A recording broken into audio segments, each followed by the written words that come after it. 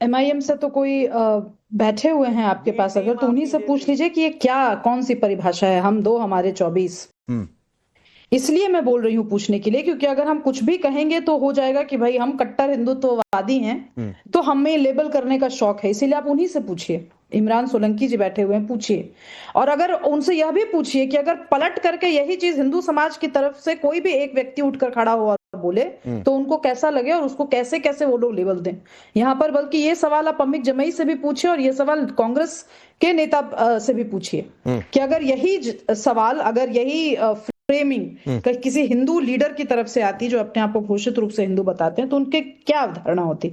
बहरहाल मैं सावरकर जी पर एक बात जरूर कहना चाहती हूँ, मुझे नहीं लगता कि इस देश में भारत रत्न किसी को पूरी तरह से सही होने के लिए मिला है। भारत रत्न मिलने का अर्थ होता है कि आपने भारत के संदर्भ में जिन जिन लोगों ने उसके सांस्कृतिक, उसके बौद्धिक पक्ष को सुदृढ़ किया है, उनको भारत रत्न दिया जाता है। अब ये किसी की व्यक्ति पूजा, किसी के वैचारिक आग्रह से मुझे नहीं लगता कि कभी भी आज तक दिया गया है। ये ऐतिहासिक और बौद्धिक योगदान के गंभीर मूल्यांकन से मिलता है। और सावरकर जी की अगर आप बात करें तो उनकी रचनाएं हैं, उन्होंने कविताएं लिखी हैं, उन्होंने तमाम ऐसा लिटरेचर है जिसने इस देश को दशा और दिशा दी। हाँ, ये आप जरूर कह सकते हैं कि वो तीखा लिखते थे, वो कई बार ऐसा लिखते थे कि इधर और उधर दोनों के खेमे वाले लोग आलोचना करते थे उनकी, और सब उचित दूरी बनाना चाहते थे। अब आप देखिए कास्ट को लेकर के जो उनकी अवधारणा थी, उस कहीं उनमें अंबेडकर का पुट दिखता है।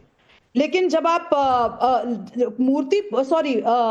गायों के को लेकर के जो उनके विचार थे, उससे जो कट्टर हिंदुत्ववादी जो आज सावरकर का झंडा लेकर घूम रहे हैं, वो भी भागते नजर आएंगे। उनके जो विचार हैं, आपने शुभराज साहब, अच्छा नहीं, उनका बोलने का तरीका था। अच्छा, पहली बात तो ये कि वो बता, जिस तरह कांग्रेस में बात समझ में सुन लीजिए, समाजवादी पार्टी में, कांग्रेस में, और जो देखो जो अपनी पार्टी अपनी को सेकुलर बोलते हैं, बीएसपी में या ममता बनर्जी बंगाल में, ये लोग क्या है, मुसलमानों का वोट लेते हैं। यहाँ के जो इसके जो मुसलमान हैं वो उनकी गुलामी करते हैं, वो सही में जूते चाट रहे हैं। तो यही बात है ना, हमारा यही मकसद। वो तीसरी बार क्या बोले कि हम लोग अपना हक अधिकार की लड़ाई लड़ रहे हैं, बोलने का जनता को समझाने का वो जो मंच पे बोले वो समझाने तरीका उनका। तो ये कौन सी पाठशाला में पढ़ा, ये वाली परिभाषा, ये वाला तरीका? जिस तरह मोहन, नहीं, किस पाठशाला में पढ़ लिया? चार हिंदू ने कुछ भी कह देंगे, उसके बाद कहेंगे कि मेरा तरीका है। जिस तरह 4 बच्चे पैदा करो, योगी तरह आपकी एक्स एमपी ने कहा था बीजेपी की महाराष्ट्र में,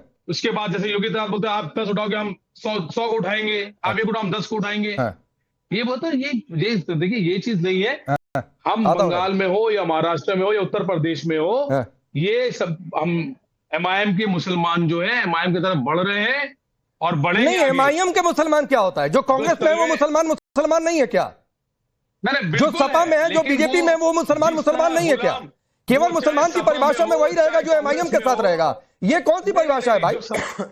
बता रहे जो सपा में है, जो कांग्रेस में है, जो अपने ममता बनर्जी पार्टी मुसलमान है, ये मुसलमानों को हम गुलाम बोलते हैं। नहीं, ठीक, मैं आऊंगा, अभी आऊंगा। राधिका, आप कुछ बहुत देर से कहना चाह रही है। और दूसरी बात है, बोलिए। ये अपनी मैं आदरणीय मोहन भागवत जी की जो लिस्ट थी कि कितने तरीके के हिंदू है, उसमें एक और ऐड करना चाहती हूँ। वो हिंदुओं के बारे में, वो छदम हिंदुओं के बारे में, जो हिंदू है नहीं, जिन्होंने सरनेम भी चुराया हुआ है, अब धर्म और गोत्र भी चुरा रखे हैं, वो हिंदू है जो कहते हैं हिंदू हिंसक होता है सदन में खड़े होके। वो हिंदू है जो कहते हैं कि हिंदू मंदिर में जाके लड़कियां छेड़ता है। वो हिंदू है जो रघुपति राघव राजा राम पतित पावन सीता राम भजले प्यारे सीता राम सुंदर विग्रह मेघ श्याम गंगा तुलसी शालग्राम को बदल के ये करते हैं रघुपति राघव राजा राम ईश्वर अल्लाह तेरो नाम। पूरा हमारे भजन को आप ये सोचिए, अगर किसी हिंदू ने किसी भी इस्लाम की कोई भी एक पंक्ति उनके जो ये मैं नहीं जानती ज्यादा कुरान शरीफ के बारे में, कुरान में कुछ लिखा हो उसको तोड़ मरोड़ दिया होता और उसमें राम का नाम ला दिया होता या उसमें क्राइस्ट का नाम ला दिया होता, तो क्या ये कांग्रेसी बैठ के ऐसे बोल रहे होते? पर इनके हर दिन की शुरुआत कांग्रेस पार्टी की ऐसी होती है ना, ईश्वर अल्लाह तेरो नाम, रघुपति राघव राजा राम, हमारे भजन को तो उन्होंने तोड़ मरोड़ दिया। तो ये वो वाले हिंदू है। बोलिए। तो ये तो हिंदू धर्म की बात। अश्विनी मिश्रा, क्या जवाब है एमआईएम का और राधिका खेड़ा दोनों की बात का? राधिका, यही एआईएमआईएम और राधिका खेड़ा दोनों एक ही थाली के चट्टे बट्टे हैं। वो कट्टर हिंदू की बात करते हैं, वो कट्टर मुसलमान की बात करते हैं। इनफैक्ट ये इनकी सी टीम है। तो इन दोनों की राजनीतिक रोटियां सिर्फ इसी बात पर सिकती हैं कि समाज में कितनी नफरत फैलाई जाए। और राधिका जी, हाँ, होते हैं बहुत तरीके के हिंदू। हिंदू धर्म की खूबसूरती यही है कि जो अपने आप को हिंदू ना मानता हो वो भी हिंदू हो सकता है। ये हिंदुत्व का सर्टिफिकेट देना, हिंदू का सर्टिफिकेट देना बंद करिए, क्योंकि सनातन हजारों साल से है, आप 45 साल से हो। और ये बयान की बात को यहाँ पर स्टैंप लगा दिया। जो राहुल गांधी फिर माफी मांगते फिरेंगे, तो इसका मतलब जो मल्लिकार्जुन खड़गे के पुत्र प्रियांक खड़गे कहते हैं कि हिंदू धर्म में बीमारी है, आप जैसी गलीज भाषा पे तो उतर नहीं सकता। आपने वॉशिंग मशीन में जाकर आपने वॉशिंग मशीन धुलने के बाद कोई ट्रेनिंग ली होगी ऐसी लैंग्वेज इस्तेमाल करने के लिए। मैं ये ऐसी गलीज भाषा का इस्तेमाल तो नहीं कर सकता जैसा आप करती हैं राधिका जी। मैं आपका सम्मान करते हुए कहता हूं कि मैं आपका सम्मान करते हुए कहता हूं कि आप जैसी गलीज भाषा का इस्तेमाल तो कर नहीं सकता मैं। आपको शायद वॉशिंग मशीन धुलने के बाद ट्रेनिंग दी जाती होगी। मुझे पता है बीजेपी के प्रवक्ताओं को गाली देने की ट्रेनिंग दी जाती है ताकि वो मोदी जी का जो डरा हुआ चेहरा है उसको मीडिया के सामने आके कैसे छुपा सके। आप ये नहीं, ठीक, मैं आगे बढ़ता हूं। अमित जमई जी, एमआईएम ने तो साफ कह दिया आपकी पार्टी कांग्रेस पार्टी बीजेपी में जो मुसलमान है मुसलमान मानेंगे नहीं। तो ये भी आप किसी कट्टरता की परिभाषा में रखेंगे या अलग रखेंगे सुविधा के हिसाब से? देखिए राकेश पांडे, ये कट्टरता के बारे में तो आप जानते हैं कि कट्टरता किसी एक समाज की बपौती तो है नहीं। मेजॉरिटी की सब कट्टरता और जो माइनॉरिटी की कट्टरता है ये एक दूसरे के मित्र होते हैं। जैसे हमारे आदरणीय गृह मंत्री जी ने पाकिस्तान के खिलाफ जब अंतर्राष्ट्रीय लॉबिंग हम लोग कर रहे थे तो बहुत इंपॉर्टेंट लोगों को, राधिका खेड़ा हमारी बहन है वो जानती हैं, इंपॉर्टेंट लोगों को फोन करके कहा था कि हमारी सरकार को बचाइए। अब सवाल ये कि देखिए उत्तर प्रदेश में जो लड़ाई है, उत्तर प्रदेश में पीडीए बनाम आरएसएस भाजपा की लड़ाई है। अब इस पीडीए में दलित, पिछड़े, मुसलमान, जैन, बुद्ध और वो सब जो पिछड़े अति पिछड़े तबके हैं वो सब इसके अंदर शामिल हैं। और हम ये जानते हैं कि अगर योगी आदित्यनाथ अगर आरएसएस और बीजेपी की हालत, बीजेपी में मुझे बोलने दिया जाए, इनको थोड़ा बाद में वक्त दे दीजिएगा। तो मेरा ये कहना है कि जो आरएसएस बीजेपी को मालूम है कि आज उनके सामने उत्तर प्रदेश में कोई खड़ा है, तो माननीय अखिलेश यादव जी की इंडिया अलायंस की नीतियां हैं, आदरणीय राहुल जी का साथ है। और आप 2027 में देखिएगा बीजेपी भारतीय जनता पार्टी की हवा निकाल दी जाएगी एक एक सीट पर। और रही बात देखिए एमआईएम की, इमरान से हमारी कोई दुश्मनी नहीं है। इनकी पार्टी है, रजिस्ट्रेशन है, चुनाव लड़ते हैं, जहां चाहेंगे लड़ेंगे, अंडमान निकोबार में लड़ेंगे, हमसे क्या मतलब है। लेकिन राधिका खेड़ा जी का मामला एमआईएम वालों से अच्छा है।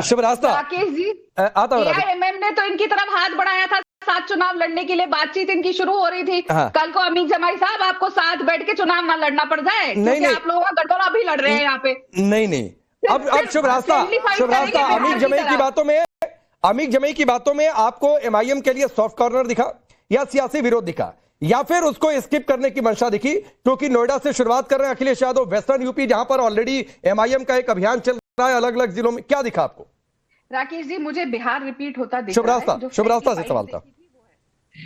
मुझे ऐसा लगता है कि अभी एक लैबोरेटरी है, साइंस की लैबोरेटरी है, जिसमें बहुत सारे एलिमेंट्स रखे हुए हैं। कौन किसके साथ कंपाउंड बनाएगा कहना बहुत मुश्किल है। इसीलिए सब एक दूसरे को संरक्षित करते हुए और सियासी रूप से विरोध करते हुए तो नजर आएंगे ही। अब एआईएमआईएम किसकी ए टीम है, किसकी बी टीम है या किसी और के द्वारा प्रॉप की गई टीम है, इस पे मैं क्या बोलूं। हर चुनाव जो भाषा जिस भाषा का प्रयोग एआईएमआईएम करती है, कमोबेश उसी भाषा का प्रयोग राहुल गांधी संसद में करते हैं।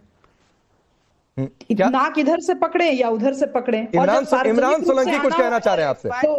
इमरान सोलंकी कुछ कहना चाह रहे हैं? शुभ रास्ता आपकी बात पर आता हूं। अश्विनी भाई रुक जाइए। एमआईएम पार्टी किसी की ए टीम और बी टीम नहीं है, हम लोग खुद की टीम है। या बैठ के फैक्ट चेक तो और राहुल गांधी हो या अखिलेश यादव हो या योगी आदित्यनाथ हो, वो अपनी भाषा बोलते हैं। हमारे मुंह में हमारी खुद की जुबान है। हमारे मुंह में मुसलमान जो एमपी और एमएलए कांग्रेस से या समाजवादी पार्टी या बीएसपी से, हमारे मुंह में उनके पार्टी की जुबान नहीं है। हमारे मुंह में हमारे खुद की जुबान है। और अब हक की हम जो हमारी जो लड़ाई है वो हक और अधिकार की लड़ाई है, दलितों की लड़ाई है, आदिवासियों की लड़ाई है, मुसलमानों की लड़ाई है। हम सिर्फ मुसलमानों को देंगे बात। तो वो लड़ाई कैसे लड़ेंगे इमरान सोलंकी? इमरान सोलंकी वो लड़ाई कैसे लड़ेंगे? जिस तरह आप कह रहे हैं कि मुसलमानों की लड़ाई है, उस लड़ाई को लड़ने का फॉर्मूला हम तो हमारे 24 का है। जिस जी इमरान जी, आपसे बीजेपी की जो इमरान सुनिए, शिवरास्ता का सवाल फिर रिप्लाई करिए। राकेश जी, मैं इमरान जी से प्रश्न यही पूछना चाहती हूँ कि दलितों और आदिवासियों को बिल्कुल संपुट करते हुए उन्होंने कहा कि हमारी जो लड़ाई दलितों के लिए भी आदिवासियों के लिए भी है। जाइए ना सिमडेगा में जाकर के कहिए अपने एमएलए एमपी जिन्होंने भी भाषण दिया है, जाके यही भाषण देकर के आए। और ट्राइबल्स के साथ फिर आप ट्राइबल अधिकारों के लिए कितना आग्रही रहते हैं, वहां पर भी ट्राइबल्स जब ये सबको पता है, संविधान को मानकर उसको शपथ लेकर आए और वो जब पार्लियामेंट में शपथ लेते तो जय भीम का नारा लगाया। और हमारे जो पार्टी के जो नेता, मैंने क्या कहा, आपने प्रश्न नहीं सुना, मैं फिर से प्रश्न रिपीट कर देती हूँ। मैंने सुना है।